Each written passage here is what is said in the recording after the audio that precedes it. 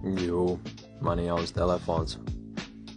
Es aizgāju uz Big Jackie, teicu, ka šitais jāņem, ja būs īstais. Tagad viņš atradis man vietu uz galda. Gribēju puikas sazvanīt, noskaidrot, kad uz to copu jāmauc. Beigās noskaidroju to, ka neko nenoskaidroju. Ekrāns tik rāda melnu bildi.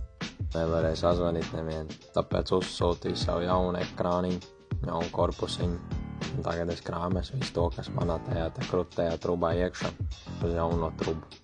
Process jau tāds gaužām vienkārši ar zvērīgu pacietību jāizlupinā viss no šito te sēna laukā un jāiekrāmē jaunajā korpusā. Labošanas procesā pa ceļam uzsūtīja telefonam jaunu subire, kur ieliks iekšā. Tas labi rībēs. Un galvenais arī kārtīgi viņu tur nostiprināt, lai viņš pēc tam neizlec laukā. Tad, kad tas viss jau ir nostiprināts, mēs uzliek jaunu līmi un mēs iekrāmēs vāģim jaunu aķi.